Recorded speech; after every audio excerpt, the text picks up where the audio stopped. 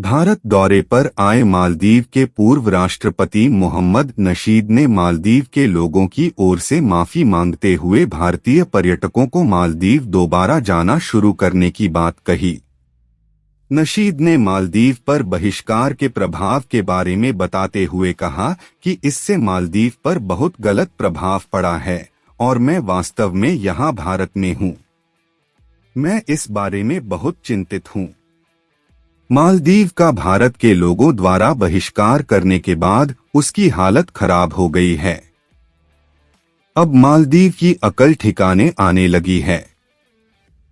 दरअसल मालदीव के पूर्व राष्ट्रपति मोहम्मद नशीद ने मालदीव पर भारत के बहिष्कार के आह्वान के प्रभाव पर चिंताएं व्यक्त की हैं।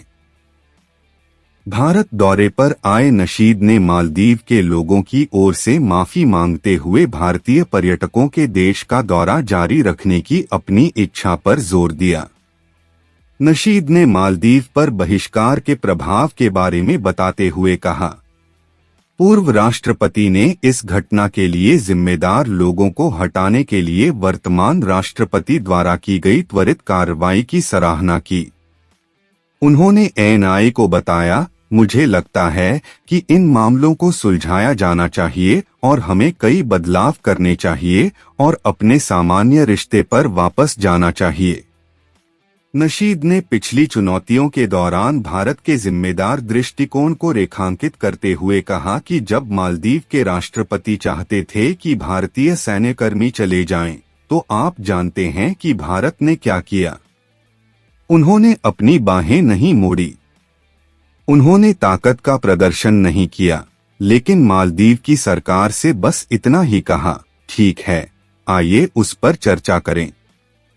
डोर्नियर उड़ान और हेलीकॉप्टरों पर हाल की चर्चाओं के बारे में बोलते हुए नशीद ने राष्ट्रपति मोहम्मद मुइज्जू से ऐसी बातचीत बंद करने का आग्रह करते हुए कहा, यह बहुत दुर्भाग्यपूर्ण है कि राष्ट्रपति मुइज्जू ने ये चर्चाएं की।